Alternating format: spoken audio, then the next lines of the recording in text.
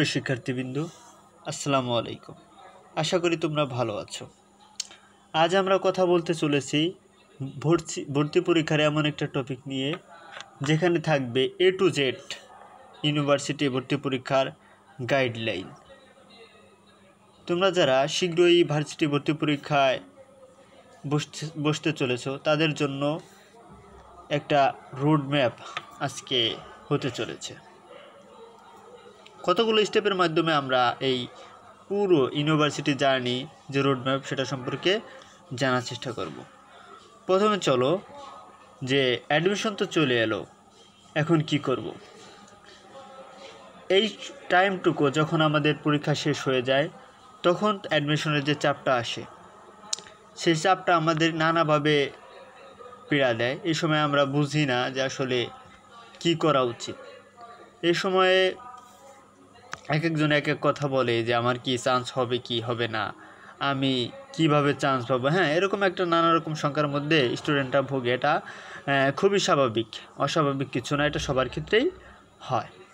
ঠিক আছে, সুতরাং এই মুহূর্তে আমি মনে করি যে কোনো চিন্তা না করে জাস্ট তুমি খুঁজতে থাকবে যে তোমার পাশাপাশি কোনো বড় ভাই আছে কি না, তাকে তুমি জিজ্ঞেস করতে থাকবে যে আসলে একটা অ্যাডমিশন জার্নি কেমন হয়। তুমি জানার চেষ্টা করো, হতাশ না হয়ে জানার চেষ্টা করো, এটাই হবে তোমার প্রথম কাজ। তারপরে আসো যে ভাই কোন কোচিংয়ে ভর্তি হব, এই একটা প্যারা নিয়ে তো সারা জীবন গোলমাল খেতে হয় যে আসলে কোন কোচিংয়ে ভর্তি হব। কোচিং অ্যাডমিশনের ক্ষেত্রে কতটা গুরুত্বপূর্ণ সেটা ডিপেন্ড করে তোমার উপর। তুমি যদি নিজে সুন্দরভাবে প্রস্তুতি নিতে পারো তাহলে কোচিং তোমার ক্ষেত্রে অতটা গুরুত্বপূর্ণ হবে না, কারণ কোচিংয়ে ভর্তি হয় লাখ লাখ স্টুডেন্ট। সারা বাংলাদেশে টোটালি ইউনিভার্সিটির সিট সর্বোচ্চ 50,000। দেখা গেছে যে 1 লাখ স্টুডেন্ট যদি ভর্তি হয় তাহলে টোটাল সিট 50,000 সিট হইলে এই যে 1 লাখ স্টুডেন্ট অটোমেটিক্যালি কিন্তু চান্স পাবে না আর 50,000। ঠিক আছে, এই কারণে কোচিং অতটা গুরুত্বপূর্ণ না। কোচিং জাস্ট তোমাকে একটু গাইডলাইন দিতে পারবে, তোমাকে একটু দিক নির্দেশনা দিতে পারবে, এর থেকে বেশি কিছু না। এবার চলো যে ভাই কোচিং যদি না করি তাহলে কি চান্স হবে।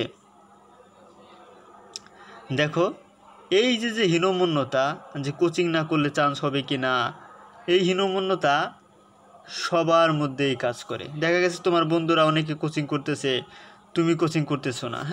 এক্ষেত্রে দেখা গেছে তুমি মানসিকভাবে কনফিডেন্স হারিয়ে ফেলো এবং মানসিকভাবে তুমি অস্বস্তি বোধ করো। কোচিংটা আসলে বললাম তো যে কোচিংটা আসলে ম্যান্ডেটরি না। তুমি যদি তোমার কোনো সিনিয়র ভাই থাকে তার সাথে যদি তুমি গাইডলাইন শেয়ার করতে পারো যে কীভাবে জার্নি হবে বা জাস্ট কিছু টেকনিক, এতটুকুই। কোচিং তোমাকে কি করবে, জাস্ট কিছু পরীক্ষা নেবে, পরীক্ষা নিয়ে দেখা গেছে যে তোমার ওই সিস্টেমটা আর কি দেখাই দেবে। ঠিক আছে, এটা যদি তুমি নিজে নিজে চর্চা করতে পারো বাস এনাফ, তেমন কিছু দরকার না। ঠিক আছে, ওই কোচিং দেখবা যে হাজার হাজার স্টুডেন্ট থাকবে যারা জীবনে কোচিংও করে নাই কিন্তু দেখা যাচ্ছে ইউনিভার্সিটিতে চান্স পেয়ে গেছে। আবার মনে করো যে অনেক থাকবে স্টুডেন্ট যারা কোচিং করছে, অনেকে কোচিং করছে তা সত্ত্বেও ইউনিভার্সিটিতে চান্স হয় না, এমন অনেক স্টুডেন্ট থাকবে।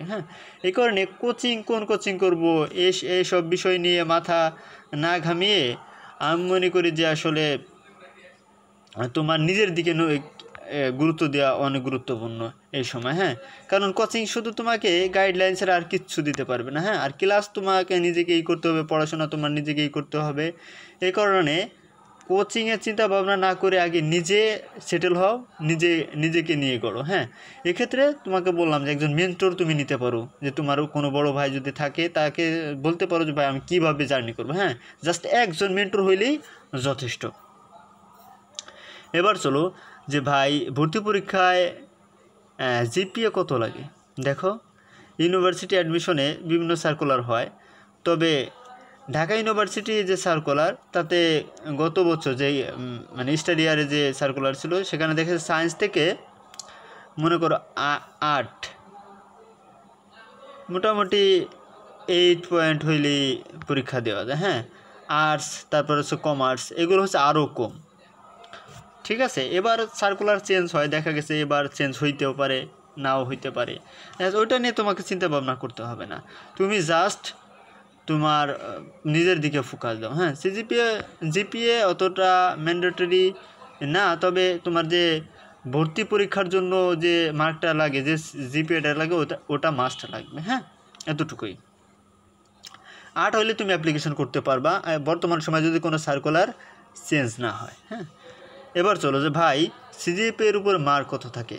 দেখো, আগে যখন ঢাকা ইউনিভার্সিটি পরীক্ষা হতো তখন সিজিপিএর মার্কটা অনেক ছিল। হ্যাঁ, এতে দেখা গেছে যে মেধাবী স্টুডেন্ট যারা, তারা চান্স পেত না। হ্যাঁ, কিন্তু বর্তমান সময়ে এই দুর্ভোগটা আর স্টুডেন্টদের পোহাতে হয় না।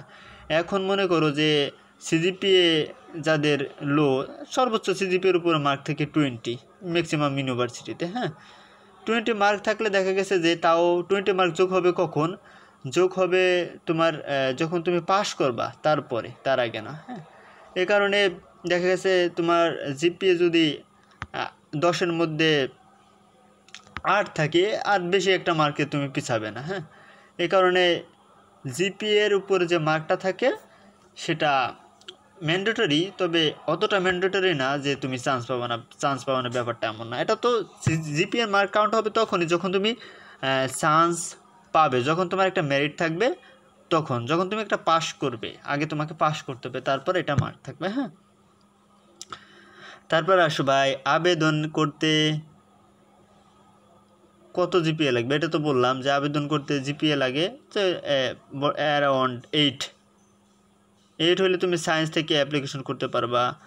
তারপরে অন্য বিভাগগুলো আছে, ঠিক আছে, সেগুলোতে মনে করো যে জিপিএ 8-এর থেকেও কম লাগে। ঠিক আছে, 7 বা 7.5 এরকম জিপিএ হলেই তুমি জাস্ট পরীক্ষা দিতে পারবা বা অ্যাপ্লিকেশন করতে পারবা। হ্যাঁ, এবার আসো যে ভাই জিপিএ কম হলে কি চান্স পাওয়া যায়? দেখো, ম্যাক্সিমাম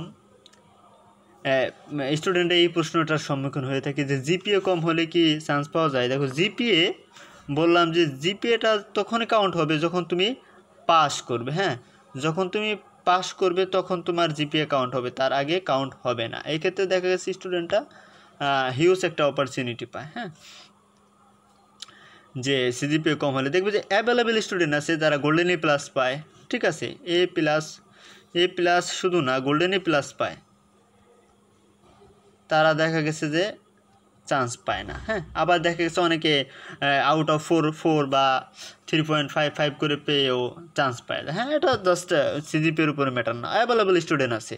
ঠিক আছে, যারা সিজিপিএ অতটা ভালো না বা কোনোটাই এ প্লাস নাই, তারা দেখা গেছে চান্স পেয়েছে। দেখো, সিজিপিএ বলো জিপিএ বলো আর যাই বলো না কেন, যে এসব তো 4 সাবজেক্ট, তোমার অ্যাডমিশনের ক্ষেত্রে তোমার স্কিলটা হচ্ছে সবথেকে গুরুত্বপূর্ণ। এগুলো হচ্ছে পরে কাউন্টের বিষয়, এগুলো হবে পরে কাউন্ট। হ্যাঁ, তবে এটা যে অগুরুত্বপূর্ণ একেবারে ব্যাপারটা এমন না, এটাও তোমাকে একটু হেল্প করবে। তবে এর মানে এই না যে যারা এই প্লাস তারাই চান্স পাবে, বা যারা এই প্লাস নাই তাদের চান্স হবে না, ব্যাপারটা এমন না। দেখো, লাখ এই প্লাস পায় সারা বাংলাদেশে। হ্যাঁ, সিট কিন্তু অ্যারাউন্ড সারা বাংলাদেশে ইউনিভার্সিটিতে মনে করো 50,000 সিট থাকলে দেখা যাচ্ছে এ প্লাস 50,000, ওরা তো এ প্লাসের সিটই থাকে না হিসাব করতে গেলে।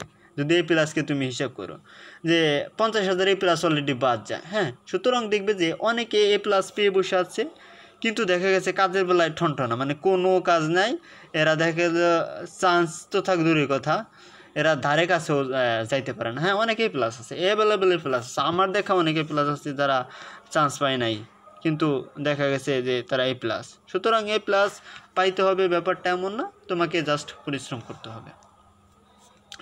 এবার আসে যে আবেদন করব কত তারিখ থেকে। দেখো, প্রতিটা